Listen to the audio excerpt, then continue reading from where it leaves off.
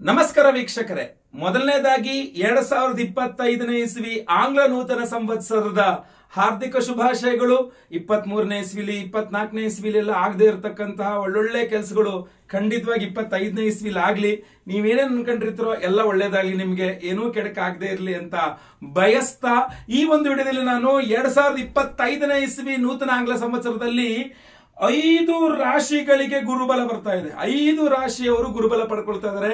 ಯಾವುದು ಆ ಲಕ್ಕಿ 5 ರಾಶಿಗಳು, ಅದೃಷ್ಟವಂತ 5 ರಾಶಿಗಳು ಯಾವುದು ಗುರುಬಲ ಪಡ್ಕೊಳ್ತಾ ಇರತಕ್ಕಂಥದ್ದು 2025ನೇ ಇಸ್ವಿಯಲ್ಲಿ ಅನ್ನುವಂತಕ್ಕಂಥದ್ದ ವಿಚಾರವನ್ನು ಈಗ ತಿಳಿಸಲಿದ್ದೇನೆ. ದಯವಿಟ್ಟು ವಿಡಿಯೋ ಲೈಕ್ ಮಾಡ್ಲಿಕ್ಕೆ ಮರಿಬೇಡಿ, ನಮ್ಮ ಚಾನೆಲ್ ನ ಸಬ್ಸ್ಕ್ರೈಬ್ ಮಾಡಕ್ ಮರಿಬೇಡಿ.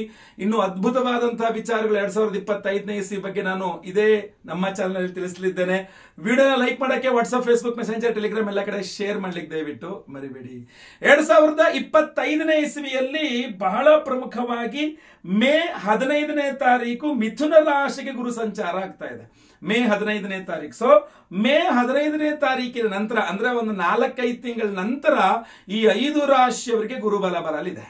ಸೊ ಯಾವ್ದು ಆ 5 ರಾಶಿಗಳು ಅಂತ ನೋಡೋಣ. ಮಿಥುನ ರಾಶಿಗೆ ಗುರು ಸಂಚಾರ ಆಯಿತು ಅಂದ್ರೆ ಗುರುಬಲ ಪಡಿತಾ ಇರತಕ್ಕಂಥ ಮೊದಲನೇ ರಾಶಿಯವರು ಯಾರು ಗೊತ್ತಾ? ವೃಷಭ ರಾಶಿಯವರು. ಎಸ್, ವೃಷಭ ರಾಶಿಯವರಿಗೆ 2025 ಮೇ 15ನೇ ತಾರೀಕಿಂದ ನಿಮಗೆ ಗುರುಬಲ ಆರಂಭವಾಗಲಿದೆ. ಇನ್ನು ಗುರುಬಲ ಬಂದ್ರೆ ಏನೇನಾಗಲಿದೆ ಅನ್ನುವಂಥದ್ದು ಒಂದೊಂದು ರಾಶಿಯವರಿಗೆ ಒಂದೊಂದು ರೀತಿಯಲ್ಲಿ ಇರುತ್ತೆ. ಸೊ ಅದರಿಂದ ಸಪರೇಟ್ ಆಗಿ ಮತ್ತೊಂದು ವಿಡಿಯೋ ಮಾಡ್ತೀನಿ. ಬಟ್ ನಿಮಗೆ ನೆನಪಿಟ್ಕೊಳ್ಳಿ, ಅಷ್ಟಮಾಧಿಪತಿ ಲಾಭಾಧಿಪತಿಯಾಗಿ ಧನಸ್ಥಾನದಲ್ಲಿ ಬರ್ತಾ ಇದ್ದಾನೆ. ಆರೋಗ್ಯದ ವಿಚಾರಗಳು, ಆಮೇಲೆ ಬಿಸ್ನೆಸ್ ಅಲ್ಲಿ ಪ್ರಾಫಿಟ್ ಅನ್ನುವಂತಹ ವಿಚಾರ ಇರಬಹುದು, ಕೌಟುಂಬಿಕ ಸುಖ ಅನ್ನುವಂಥ ವಿಚಾರ ಇರಬಹುದು, ದುಡ್ಡು ಹಣಕಾಸು ವಿಚಾರ ಇರಬಹುದು, ಎಲ್ಲ ವಿಚಾರಗಳಲ್ಲಿ ಖಂಡಿತ ಅನುಕೂಲ ಆಗಲಿದೆ. 2025ನೇ ಇಸ್ವಿಯಲ್ಲಿ ಗುರುಬಲ ಪಡಿತಾ ಇರತಕ್ಕಂತಹ 2ನೇಯ ಅದೃಷ್ಟಶಾಲಿ ರಾಶಿಯವರು ಯಾರು ಅಂತಂದ್ರೆ ಪ್ರಮುಖವಾಗಿ ಸಿಂಹ ರಾಶಿಯವರು. ನಿಮ್ಮ ರಾಶಿಯಿಂದ 11ನೇ ರಾಶಿಯಲ್ಲಿ ಗುರು ಸಂಚಾರ. ಪಂಚಮಾಧಿಪತಿ ಅಷ್ಟಮಾಧಿಪತಿ ಅನ್ಕೊಂಡಿದ್ದೆಲ್ಲ ಕೆಲಸ ಕೂಡ ಮಾಡ್ಲಿಕ್ಕೆ ಸಾಧ್ಯತೆ ಇದೆ. ಮೇವರೆಗೆ ವೆಯ್ಟ್ ಮಾಡ್ಬೇಕಷ್ಟೇನೆ. ಮೇ 15ನೇ ತಾರೀಕು ದಾಟ್ಬಿಡ್ತು ಅಂದ್ರೆ ಪಕ್ಕ ನಿಮಗೆ ಗುರುಬಲ ಸ್ಟಾರ್ಟ್. ಲಾಭದಲ್ಲಿ ಗುರು, ಸಂತಾನಾದಿ ವಿಚಾರಗಳು, ಕೈಯಾಟದ ಕೆಲಸಗಳಲ್ಲಿ ಸಕ್ಸಸ್ ಆಗಬೇಕು, ಆರೋಗ್ಯ ಎಲ್ಲ ವಿಚಾರಗಳಲ್ಲಿ ಅನುಕೂಲವಾಗಲಿದೆ. ಒಳ್ಳೆಯದಾಗಲಿ.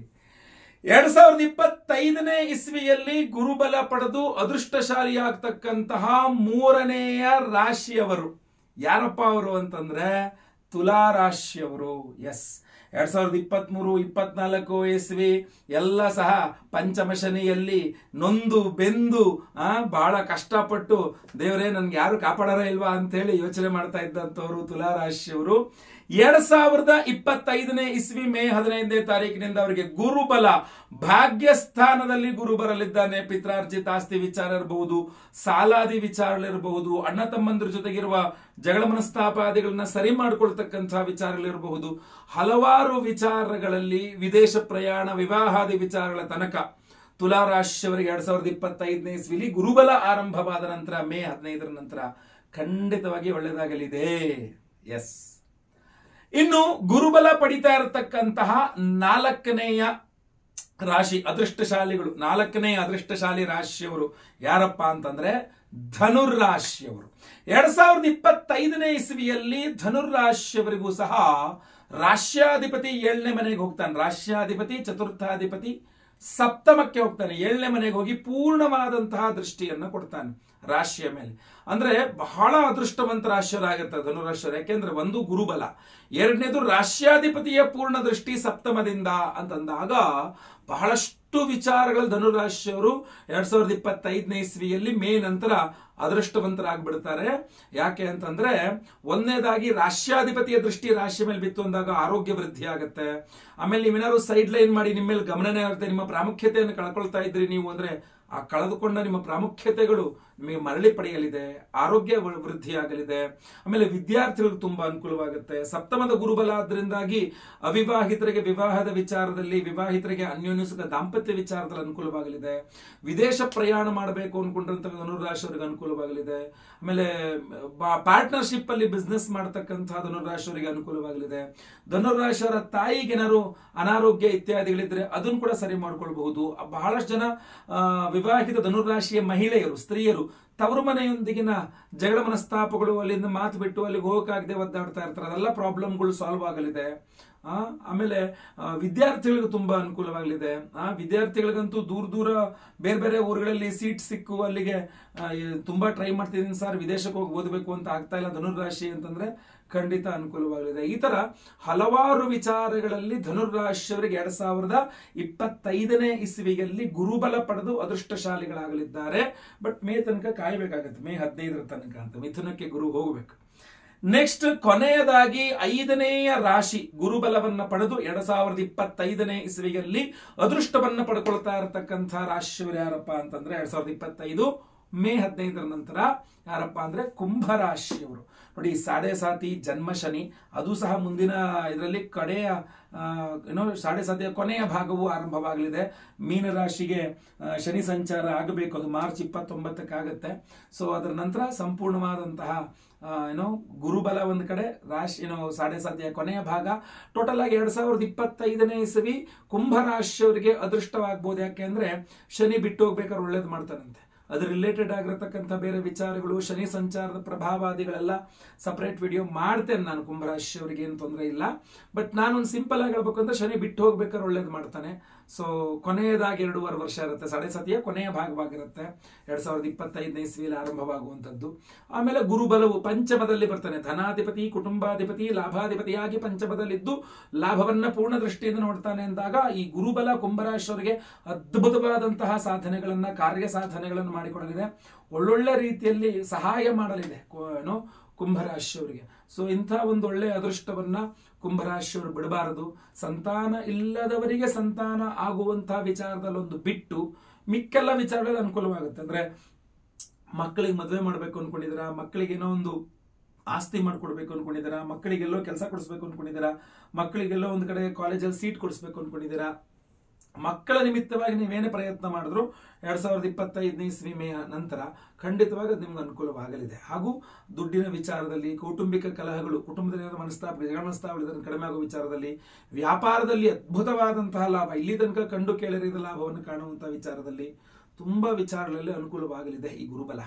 ಹಾಗೂ ಸಾಡೆ ಸಾತಿಯ ಬಿಟ್ಟು ಹೋಗ್ತಕ್ಕಂಥ ಕೊನೆಯ ಭಾಗ ಆದ್ರಿಂದ ಅಲ್ಲೂ ಅನುಕೂಲವಾಗಲಿದೆ.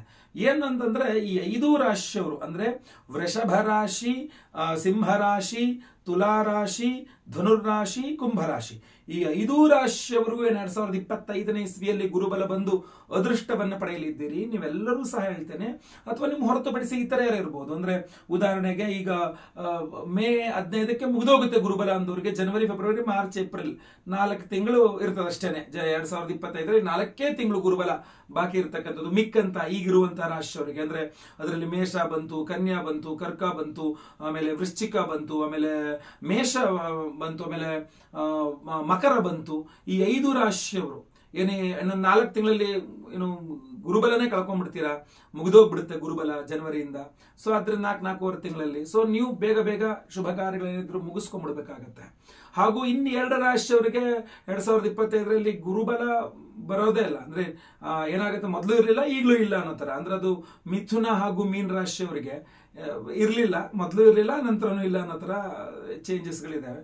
ಬಟ್ ಹಂಗಂತ ಏನು ತುಂಬಾ ಇದಂತಲ್ಲ, ಮಿಥುನ ರಾಶಿಯವ್ರಿಗೆ ಒಳ್ಳೇದೇನೆ. ಅದು ವ್ಯಯದ ಗುರು ಮುಗಿಸಿ ಜನ್ಮ ಗುರು ಬರ್ತಾರೆ. ಸೊ ಅದರಿಂದ ಒಂದ್ ಲೆಕ್ಕದಲ್ಲಿ ಬಹಳಷ್ಟು ವಿಚಾರಗಳಲ್ಲಿ ಒಳ್ಳೇದೇ. ಗುರುಗೋಚಾರ ಫಲದ ವಿಡಿಯೋದಲ್ಲಿ ತಿಳಿಸ್ತೇನೆ ಯಾವ ರೀತಿಯಲ್ಲಿ ಅಂತ. ಮೀನ ರಾಶಿಯವ್ರಿಗೂ ಅಷ್ಟೇ ತೃತೀಯದಿಂದ ಚತುರ್ಥಕ್ಕೆ ಹೋಗ್ತಾನೆ. ಆದ್ರಿಂದ ಒಂದು ರೀತಿಯ ಪ್ರಭಾವವನ್ನು ಮುಗಿಸಿ ಇನ್ನೊಂದು ರೀತಿಯ ಪ್ರಭಾವಕ್ಕೆ ಆರಂಭ ಮಾಡ್ತಾನೆ ಗುರುಗ್ರಹ. ಸೊ ಅದರಿಂದ ಏನಂತ ಚಿಂತಾಜನಕ ವಿಚಾರಗಳೇನಲ್ಲ, ಎಲ್ಲ ರೀತಿಯಲ್ಲಿ ಒಳ್ಳೆಯದೇ ಒಂದು ಫಲಗಳನ್ನು ನೀವು ನಿರೀಕ್ಷಿಸಬಹುದಾಗಿದೆ. ವೈಯಕ್ತಿಕ ಜಾತಕ ನೋಡ್ಕೊಳ್ತಕ್ಕಂಥದ್ದು ಬಹಳ ಮುಖ್ಯವಾಗಿರುತ್ತೆ. ನೀವು ಇದ್ದಲ್ಲೇ ನಿಮ್ಮ ಫೋನ್ ಮುಖಾಂತರ ಫೋನ್ ಕನ್ಸಲ್ಟೇಷನ್ ಬೇಕಾದ್ರೂ ತಗೊಂಡು ಫೋನಲ್ಲೇ ನನ್ನ ಹತ್ರ ಮಾತಾಡಬಹುದು ಇವಾಗ. ಇಲ್ಲ ನೇರವಾಗಿ ಬಂದು ಭೇಟಿ ಮಾಡ್ತೀನಿ ಅನ್ನೋರು ಸಹ ಆಗಿರ್ಬೋದು, ಯಾರೇ ಆಗಿರ್ಬೋದು. ಸ್ಕ್ರೀನ್ ಮೇಲೆ ಕಾಣೋ ನಂಬರ್ಗೆ ನಿಮ್ಮ ಹೆಸರು, ಜನ್ಮ ದಿನಾಂಕ, ಜನ್ಮ ಸಮಯ, ಜನ್ಮಸ್ಥಳ ವಾಟ್ಸಪ್ ಮಾಡಿಕೊಂಡು ಒಂದು ವೈಯಕ್ತಿಕ ಜಾತಕ ಪರಿಶೀಲನೆ ಮಾಡಿಸ್ಕೊಂಡ್ರೆ 2025ನೇ ಇಸ್ವಿ ಪರ್ಟಿಕ್ಯುಲರ್ ಆಗಿ ನಿಮಗೆ ಯಾವ ರೀತಿಯಲ್ಲಿರಲಿದೆ, ನಿಮ್ಮ ವೈಯಕ್ತಿಕ ಜಾತಕ ಪ್ರಕಾರ ಗುರುಬಲ, ಶನಿ ಬಲ ಅಥವಾ ಬೇರೆ ಬೇರೆ ಗ್ರಹಗಳ ಬಲ ಸಿಗಲಿದೆಯಾ, ಅಥವಾ ಏನಾದ್ರು ಸಮಸ್ಯೆ ಆಗಲಿದೆಯಾ, ಏನೇನು ವಿಚಾರದಲ್ಲಿ ಎಚ್ಚರಿಕೆ ವಹಿಸಬೇಕು, ಅಥವಾ ಏನಾದ್ರು ಪ್ಲಾನಿಂಗ್ ಮಾಡೋದಿದ್ರೆ, ಇಲ್ಲ 25ನೇ ಇಸ್ವಿಲಿ ಮದುವೆ ಆಗಬೇಕು ಅನ್ಕೊಂಡಿದ್ದೀನಿ ಏನಂತೀರಿ, ಅಥವಾ 25ನೇ ಇಸ್ವಿಲಿ ಮದುವೆ ಆಗಿದೆ ನಮಗೆ ಸಂತಾನದ ಬಗ್ಗೆ ಪ್ಲಾನ್ ಮಾಡ್ತಿದ್ದೀನಿ ಮಾಡಬಹುದಾ, ಈಗ ಜಾಬ್ ಚೇಂಜ್ ಮಾಡಬಹುದಾ 25ನೇ ಇಸ್ವಿಲಿ, ಅಥವಾ 25 ಇಸ್ವಿಲಿ ಕೆಲಸ ಸಿಗುತ್ತಾ ನನಗೆ, ಅಥವಾ ಜಾಬ್ ಬಿಟ್ಬಿಟ್ಟು ಹೊಸ ಬಿಸ್ನೆಸ್ ಶುರು ಮಾಡೋಣ ಅನ್ಕೊಂಡಿದ್ದೀನಿ ಮಾಡಬಹುದಾ, ಬಂಡವಾಳ ಹಾಕ್ಬೇಕು ಅನ್ಕೊಂಡಿದ್ದೀನಿ, ಹಾಕ್ಬಹುದಾ? ಕೋರ್ಟಲ್ಲಿ ಕೇಸ್ ಇದೆ 25ನೇ ಇಸ್ವಿಲಿ ನಾವು ಗೆಲ್ಲಬಹುದಾ? ಈ ತರ ಏನೇ ಸೈಟ್ ತಗೋಬೇಕು ಅನ್ಕೊಂಡಿದ್ದೀನಿ, ಮನೆ ಕಟ್ಸ್ಬೇಕು ಅನ್ಕೊಂಡಿದ್ದೀನಿ, ಅಥವಾ ಜಮೀನ್ ಮಾಡ್ಬೇಕು, ಏನೋ ಒಂದು ಪ್ಲಾನಿಂಗ್ಸ್ ಇರುತ್ತೆ. 25ನೇ ಇಸ್ವಿ ಬಗ್ಗೆ ನೀವು ಪ್ಲಾನ್ ಮಾಡ್ಕೊಂಡಿದ್ದೀರಾ ಅಂದ್ರೆ ಅದರ ಸಾಧ್ಯತೆಗಳ ಬಗ್ಗೆ ಒಮ್ಮೆ ವೈಯಕ್ತಿಕ ಜಾತಕ ಪರಿಶೀಲನೆಯೋ ಅಥವಾ ಕವಡೆ ಹಾಕಿಸಿ ಪ್ರಶ್ನೆಶಾಸ್ತ್ರದ ಮುಖಾಂತರವಾಗಿ ನಿಮ್ಮ ಒಂದು ಅಪಾಯಿಂಟ್ಮೆಂಟ್ ತಗೊಂಡು ನಿಮ್ಮ ಪ್ರಶ್ನೆಗಳಿಗೆ ಉತ್ತರವನ್ನು ಪಡೆದುಕೊಳ್ತಕ್ಕಂಥದ್ದು ಸೂಕ್ತ ಅಂತ ನನ್ನ ಅನಿಸಿಕೆ. ಸೊ ಅದರಿಂದ ವೈಯಕ್ತಿಕ ಜಾತಕ ಖಂಡಿತ ಪರಿಶೀಲನೆ ಮಾಡಿಸ್ಕೋಬಹುದು. ಒಳ್ಳೆದಾಗಲಿ. ವಿಡಿಯೋ ಇಷ್ಟ ಆದರೆ ಲೈಕ್ ಮಾಡ್ಲಿಕ್ಕೆ ಮರಿಬೇಡಿ. ವಾಟ್ಸ್ಆಪ್, ಫೇಸ್ಬುಕ್, ಮೆಸೆಂಜರ್, ಟೆಲಿಗ್ರಾಮ್ ಎಲ್ಲ ಕಡೆ ಸಾಮಾಜಿಕ ಜಾಲತಾಣಗಳನ್ನ ಶೇರ್ ಮಾಡ್ಲಿಕ್ಕೆ ಮರಿಬೇಡಿ. ಇನ್ನು ಸಬ್ಸ್ಕ್ರೈಬ್ ಮಾಡ್ಕೊಂಡು ನಮ್ಮ ಚಾನಲ್ ಅಂದ್ರೆ ಕಡೆ ಸಬ್ಸ್ಕ್ರೈಬ್ ಅಂತ ಬರುತ್ತೆ, ಸಬ್ಸ್ಕ್ರೈಬ್ ಮಾಡ್ಕೊಂಡು ಬೆಲ್ ಬಟನ್ ಹೊತ್ಕೊಂಡು ಆಲ್ ಅಂತ ಮಾಡಿದ್ದೆ ದಯವಿಟ್ಟು ಮರಿಬೇಡಿ. ಮುಂದುವರಿದಲ್ಲಿ ಮತ್ತೆ ಪುನಃ ಸಿಗ್ತೇನೆ. ಎಲ್ಲರಿಗೂ ಸಹ ಒಳ್ಳೆಯದಾಗಲಿ. ಲೋಕಾ ಸಮಸ್ತ ಸುಖಿನೋ ಭವಂತು. ನಾರಾಯಣ ನಾರಾಯಣ ನಾರಾಯಣ.